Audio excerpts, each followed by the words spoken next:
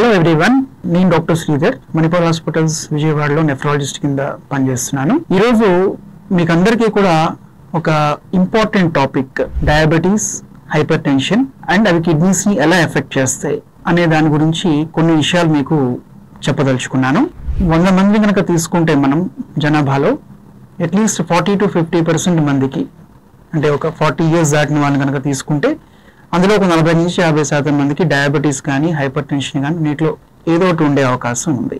ఈ రోజుల్లో ఉండే ఈ సెడెంటరీ లైఫ్ స్టైల్, అలాగే ఫుడ్ హ్యాబిట్స్, స్ట్రెస్, ఇవన్నీ కూడా సమాజంలో డయాబెటీస్, హైపర్ టెన్షన్ పెరగడానికి దోహదపడుతున్నాయి. అయితే ఈ డయాబెటీస్, హైపర్ టెన్షన్ వచ్చిన తర్వాత వాటి యొక్క ఎఫెక్ట్స్ బాడీ మీద ఎలా ఉంటాయి, ఎస్పెషల్లీ డయాబెటీస్ కనుక కంట్రోల్ లేకపోతే డయాబెటిక్ రెటినోపతి అంటాం, అంటే కంటి మీద ఎఫెక్ట్ అనేది పడచ్చు. అలాగే మూత్రం నుంచి ప్రోటీన్లు పోయి డయాబెటిక్ నెఫ్రోపతి అంటాం. సో దీర్ఘకాలికంగా కిడ్నీ వ్యాధుల బారిన పడే అవకాశం ఉంటుంది. ఇది కాకుండా గుండెకు సంబంధించి ఇబ్బందులు, కాళ్ళ నరాలకు సంబంధించి కానీ లేకపోతే రక్తనాళాలకు సంబంధించి కానీ ఇబ్బందులు వచ్చే అవకాశాలు చాలా ఉంటాయి. అలాగే డయాబెటీస్ వచ్చిన తర్వాత హైపర్ టెన్షన్ అంటే అధిక బీపీ అనేది రావడానికి ఆస్కారం ఎక్కువగా ఉంటుంది.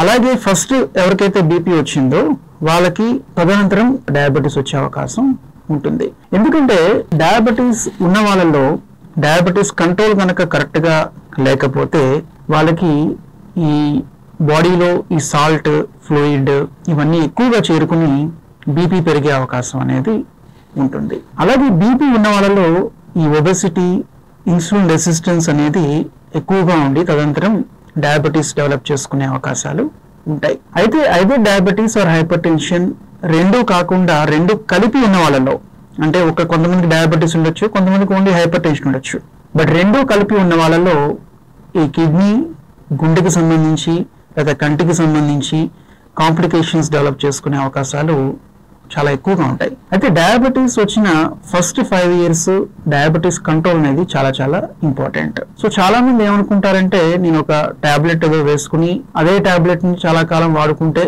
సరిపోతుంది, మధ్యలో ఏమి చెక్ చేసుకోవాల్సిన అవసరం లేదు అని అనుకుంటారు. బట్ ఇది కరెక్ట్ కాదు. డాక్టర్ చెప్పినట్టుగా అట్లీస్ట్ నెలకోసారి కానీ లేదా 3 నెలలకు ఒకసారి కానీ ఖచ్చితంగా బ్లడ్ పరీక్షలు అవి చేయించుకుని షుగర్ కంట్రోల్ అది ఎలా ఉంది చూసుకోవడం, అలాగే డైట్ అనేది కరెక్ట్ గా ఫాలో అవ్వడము, దాని తర్వాత ఎప్పటికప్పుడు సెల్ఫ్ ఎగ్జామినేషన్, అంటే మన బాడీలో ఏదైనా ఇన్ఫెక్షన్స్ ఏమైనా చేరుకుంటున్నాయా, స్కిన్ సంబంధించి కానీ, లేదంటే కాళ్ళ వాపులు ఏమైనా వస్తున్నాయా, లేదా ఆయాసం ఏమైనా వస్తుందా, మెట్లెక్కుతున్నా, ఇట్లాంటివన్నీ ఎప్పటికప్పుడు మనకి మనం కూడా ఇవాల్యుయేట్ చేసుకుంటూ ఉండాలి రక్త పరీక్షలతో పాటుగా. అలాగే రెగ్యులర్ ఎక్సర్సైజ్, అట్లీస్ట్ ఒక 4 to 5 kilometers per day walking కానీ స్లో జాగింగ్ కానీ చేయడం అనేది చాలా మంచిది. ఇది కాకుండా over the counter medicines like pain killers కానీ ఇలాంటివి ఎక్కువగా వాడకుండా ఉండడము, తర్వాత ఆహారం విషయంలో బయట ఆహారం జోలికి వెళ్లకుండా ఉండడము, నాన్ వెజ్ అనేది బాగా తగ్గించేసుకోవడము, డైట్లో సాల్ట్, పికిల్స్ కానీ లేదంటే మజ్జిగలో ఉప్పు కలుపుకోవడం కానీ, ఇలాంటి high salt diets, processed foods, తర్వాత స్నాక్స్ ఇలాంటివన్నీ కూడా తగ్గించుకోవడం వల్ల డయాబెటీస్, హైపర్ టెన్షన్ ఉన్నా కూడా వాటి యొక్క ఎఫెక్ట్స్ మనం బాడీ మీద పడకుండా చూడొచ్చు. అలాగే డయాబెటీస్, హైపర్ టెన్షన్ డిటెక్ట్ అయిన వెంటనే అప్పుడే కిడ్నీకి సంబంధించి, మూత్రానికి సంబంధించి పరీక్షలు చేసుకోవడం అనేది చాలా ఇంపార్టెంట్. ఎందుకంటే కొంతమందికి డయాబెటీస్, హైపర్ టెన్షన్ వచ్చినప్పుడే కిడ్నీ మీద ఎఫెక్ట్ పడే అవకాశాలు ఉంటాయి.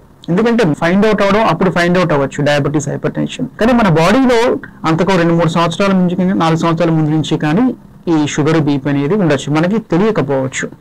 కాబట్టి అది డిటెక్ట్ అయినప్పుడే కిడ్నీకి సంబంధించి, గుండెకి సంబంధించి, కంటికి సంబంధించి పరీక్షలు ఒకసారి చేసుకోవడం మంచిది. దాని తర్వాత డాక్టర్ ప్రిస్క్రైబ్ చేసిన దాన్ని బట్టి 6 నెలలకు ఒకసారి కానీ సంవత్సరానికి ఒకసారి కానీ ఈ పరీక్షలు చేసుకోవచ్చు. కిడ్నీకి సంబంధించి, గుండెకి సంబంధించి, కంటికి సంబంధించి పరీక్షలు. అలాగే ఒకసారి ఈ కిడ్నీ కనుక ఎఫెక్ట్ అయితే ఇందాకలా చెప్పిన జాగ్రత్తలన్నీ ఫాలో అయ్యి అన్ని కరెక్ట్గా కంట్రోల్ పెట్టుకుంటే ఈ కిడ్నీ వ్యాధులు ప్రోగ్రెస్ అవ్వకుండా మనం కాపాడచ్చు.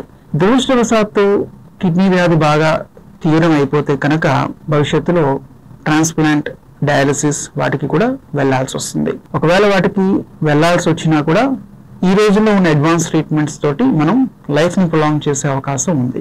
సో ఇవి వచ్చాయి కదా, లేకపోతే కాంప్లికేషన్స్ వచ్చాయి కదా అని మనం అధైర్యపడాల్సిన అవసరం లేదు. బట్ ఏదైనా కూడా early diagnosis and early treatment అనేది చాలా చాలా ఇంపార్టెంట్.